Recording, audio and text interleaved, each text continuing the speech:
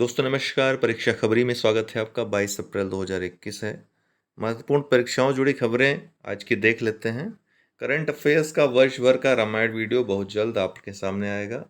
इसके अलावा मंथली जो जनवरी का है वो और 1000 प्रश्नों का जो सीरीज हमने देने को कहा था, इस माह के अंत तक आपको वो दोनों मिल जाएंगे। ठीक है, चलिए। सारे वीडियोस और पीडीएफ पाने के लिए उन सभी की और मैगजीन्स की नीचे दिए डिस्क्रिप्शन बॉक्स में जो लिंक दिए हैं टेलीग्राम ग्रुप के, ज्वाइन कर सकते हैं।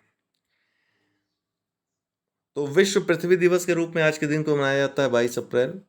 22 अप्रैल का महत्व इसलिए बढ़ जाता है क्योंकि आज के दिन विश्व पृथ्वी दिवस मनाया जाता है। पृथ्वी पे जो संसाधन है, सीमित संसाधन है, पृथ्वी जिस तरह से स्वच्छ थी, सुरक्षित थी, विभिन्न प्रकार के जीव जंतुओं वनस्पतियों के रहने योग्य निवास स्थल पृथ्वी आपको उपलब्ध कराती है, लेकिन मनुष्यों ने अपने अंधाधुंध विकास और अपनी असीमित लालच को पूरा करने के लिए जिस तरह से पृथ्वी का जो हाल किया है, जो वर्तमान में स्थिति हो गई है, आप लोग देख ही रहे हैं, हर तरह से विकराल स्थिति है।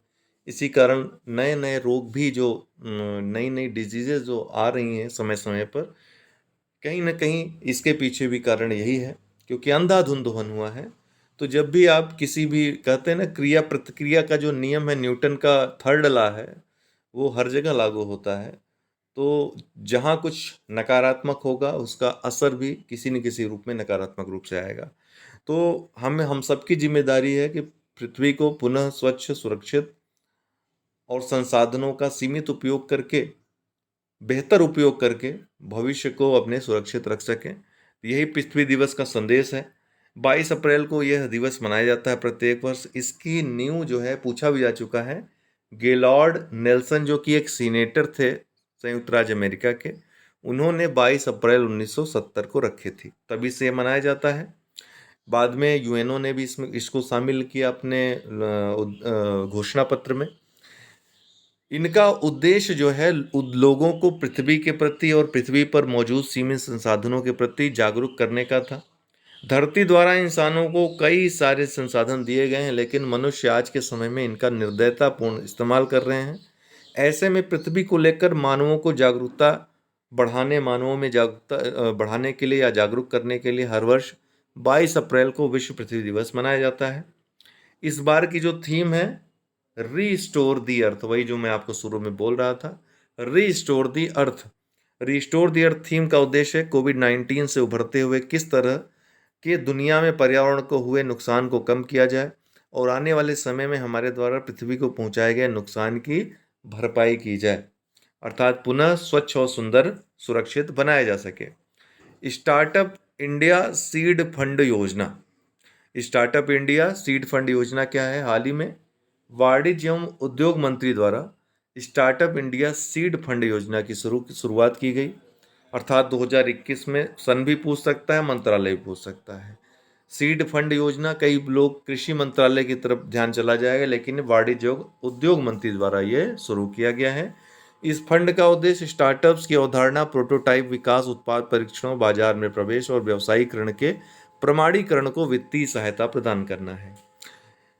स्टार्टअप सीड फंड योजना आवश्यक मूल वित्त पोषण सुनिश्चित करने, नवाचार प्रोत्साहन, परिवर्तनकारी विचारों का समर्थन, कार्यान्वयन को सुविधाजनक बनाने और स्टार्टअप क्रांति की शुरुआत करने की दिशा में महत्वपूर्ण काम करेगी।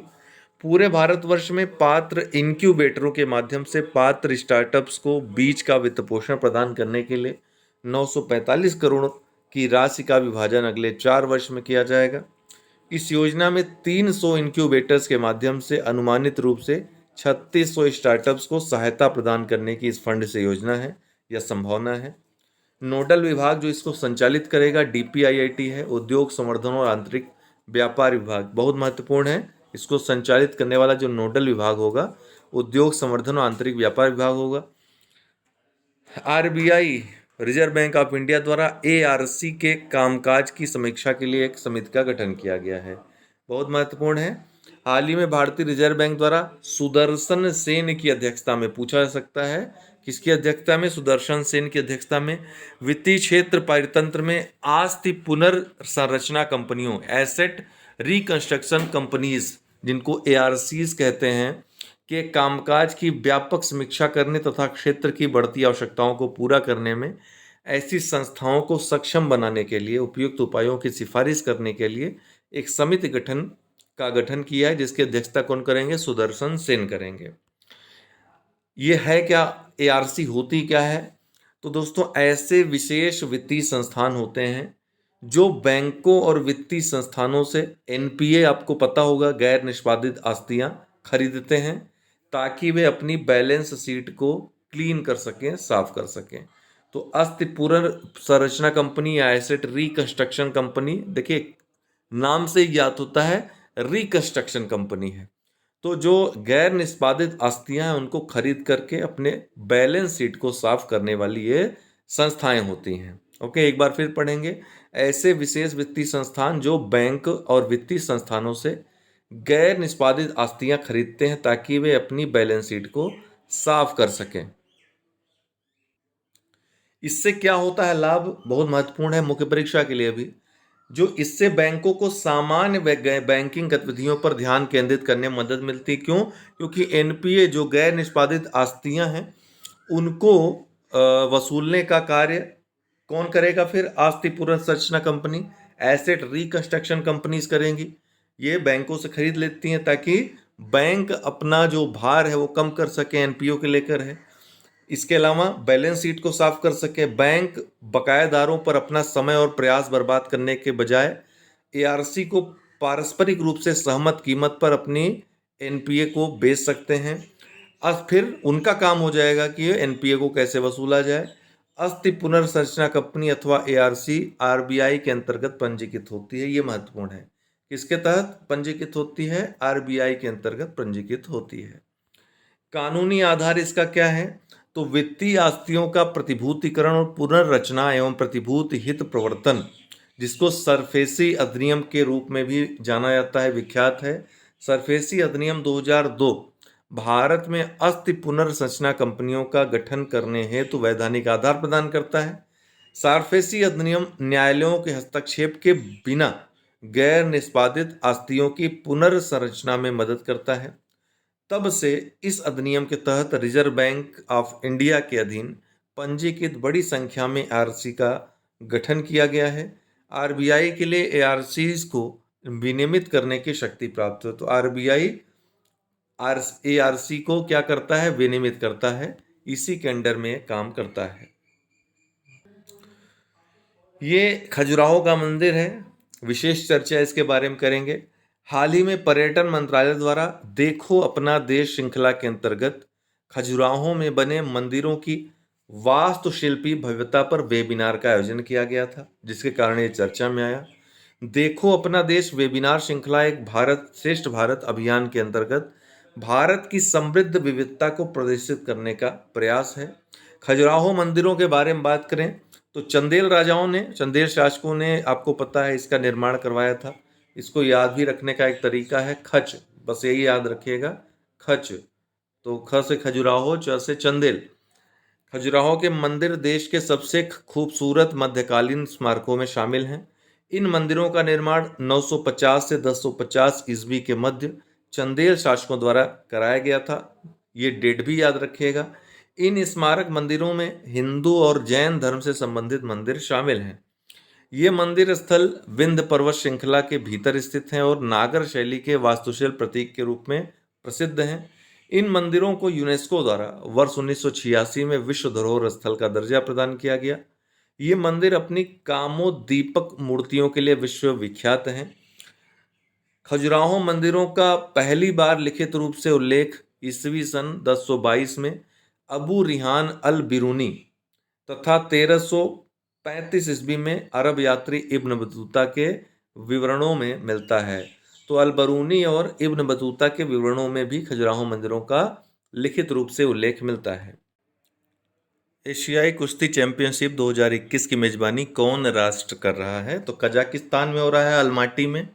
अलमाटी कई बार आता है मिलान करने के लिए, तो कजाकिस्तान में स्थित है। तो वहीं पर आयोजित हुई है एशियाई कुश्ती चैंपियनशिप 13 अप्रैल से 18 अप्रैल 2021। तो यह 34वीं एशियाई कुश्ती चैंपियनशिप, ध्यान रखिएगा। भारत ने एशियाई कुश्ती चैंपियनशिप 2021 के महिला वर्ग में कुल 7 पदक हासिल किए हैं, जिनमें 4 स्वर्ण, ध्यान रखिएगा, 4 स्वर्ण, 1 रजत और 2 कांस्य पदक शामिल हैं। थोड़ा सा मेडल टेबल पे हम नज़र डालेंगे इसमें, तो अगर देशों की बात की जाए तो पहला जो स्थान रहा मेडल गोल्ड जीतने में, ईरान और कजाकिस्तान दोनों ने 17-17 मेडल जीते हैं। ध्यान रखिएगा, ईरान और कजाकिस्तान दोनों ने, और दोनों ही 7-7 गोल्ड, 5-5 सिल्वर और 5-5 ब्रॉन्ज मेडल जीते हैं। ठीक है। भारत का स्थान अगर नंबर के अनुसार देखा जाए तो तीसरा रहा, अर्थात ईरान कजाकिस्तान में तीसरे नंबर पे भारत रहा, जिसने 5 स्वर्ण पदक, 3 जो है रजत पदक और 6 कांस्य पदक जीते। कुल 14 पदक भारत के हाथ लगे। तो ये ध्यान रखना है आपको। आगे देखेंगे मेंस फ्री स्टाइल में एकमात्र जो पुरुष वर्ग में स्वर्ण पदक जीता भारत में, किसने जीता। और पहले देख लीजिए कि पॉइंट टेबल में दूसरे स्थान पे भारत रहा है, ध्यान रखिएगा। पहले स्थान पे ईरान रहा, 179 पॉइंट थे इसके। दूसरे स्थान पे कौन रहा, इंडिया रहा, 151 पॉइंट। फिर कजाकिस्तान। तो पॉइंट्स टेबल भी याद रखिएगा, मेडल के अनुसार भी जो रैंकिंग है याद रखिएगा। तो एकमात्र जो स्वर्ण पदक जीता है किसने, रवि कुमार दहिया ने दोस्तों। ये पुरुष वर्ग में 57 केजी वर्ग में इन्होंने ये जीता है। किसको हराया इन्होंने, ये भी पूछ सकता है। तो किसको, अली रेजा सरलैक को इन्होंने, जो कि ईरान के हैं, उनको हराया था। बाकी 4 स्वर्ण पदक महिलाओं ने जीते हैं। किस किस ने, देख लीजिए। 53 केजी वर्ग में विनेश फोगट ने, इंडिया की हैं। ठीक है। और इसके बाद अंशु मलिक, जो कि 57 केजी वर्ग में इन्होंने जीता है। सरिता मोर हैं, 59 केजी वर्ग में जीता है इन्होंने। और एक और हैं, कौन, दिव्या कैकरान हैं, ये 72 केजी वर्ग में इन्होंने जीता है। कुल 20 देशों ने भाग लिया था। पूछ सकता है कितने देशों, कितनी कंट्रीज ने इसमें भाग लिया था। कुल 20 देशों ने इसमें भाग लिया था, जिनका विवरण इस तरह से है। तो महिला वर्ग में कुल 7 पदक हासिल हुए, जिनमें 4 स्वर्ण, 1 रजत और 2 कांस्य हैं। बाकी पुरुष वर्ग में, और आपने देखा पुरुष में केवल 1 स्वर्ण पदक है, बाकी रजत और कांस्य हैं। एशियाई कुश्ती चैंपियनशिप 2021 में किस भारतीय पहलवान ने 59 किलोग्राम भार वर्ग में स्वर्ण पदक जीता। तो आपने देखा सरिता मोर ने। ठीक है। महिला वर्ग में 25 वर्षीय इस पहलवान ने मंगोलिया की श्योदोर बार्तजाव के साथ अपने अंतिम मुकाबले में अंतिम चरण में शानदार वापसी करते हुए जीत दर्ज की।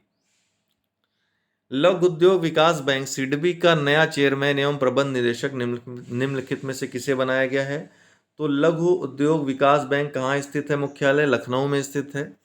नया चेयरमैन किसे बनाया गया है, शिव सुब्रमण्यम रमण को। तो सिडबी ने 19 अप्रैल 2021 को कहा कि शिव सुब्रमण्यम रमन ने बैंक के चेयरमैन और प्रबंध निदेशक का पदभार संभाल लिया है। उनकी नियुक्ति 19 अप्रैल 2021 से 3 वर्ष के लिए हुई है। सिडबी सूक्ष्म लघु एवं मझले उद्यमों एमएसएमई के वित्त पोषण और उन्हें बढ़ावा तथा विकास कार्यों से जुड़ा प्रमुख संस्थान है। हाल ही में संयुक्त राष्ट्र सुरक्षा परिषद ने किस देश में संघर्ष विराम समझौते को लागू करने पर सहमति व्यक्त की है। बहुत महत्वपूर्ण है, लीबिया। संयुक्त राष्ट्र सुरक्षा परिषद लीबिया में 6 महीने पुराने युद्ध विराम समझौते को लागू करेगी। लीबिया पिछले कुछ वर्षों से राजनीतिक संकट में रहा है। 2011 में तानाशाह मुअम्मर गद्दाफी को हटाने के बाद लीबिया 10 वर्ष के राजनीतिक अराजकता के बाद दिसंबर चुनाव की ओर बढ़ रहा है। तो दिसंबर में इसके चुनाव संभावित हैं। इसी क्रम में संयुक्त राष्ट्र सुरक्षा परिषद ने संघर्ष विराम समझौते को लागू करने के लिए सहमति भी व्यक्त कर दी है। किस देश ने गुजरात के फणीधर में अपनी पहली मेगा फूड पार्क परियोजना लॉन्च की है। गुजरात के फणीधर में, ध्यान रखिएगा, इटली ने।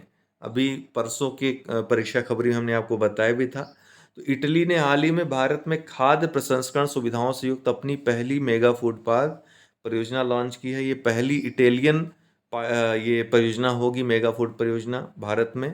Pilot project the mega food park को वर्चुअल मोड में लॉन्च किया गया। गुजरात के आईसीई कार्यालय और फणीधर मेगा फूड पार्क गुजरात के बीच एक लेटर ऑफ इंटेंट पर हस्ताक्षर किए गए थे। धन्यवाद बहुत बहुत। कोई क्वेरी हो तो कमेंट बॉक्स में पूछ सकते हैं, या फिर व्हाट्सअप नंबर है हमारा 9453775039, इस पर संपर्क करके पूछ सकते हैं। बहुत बहुत धन्यवाद।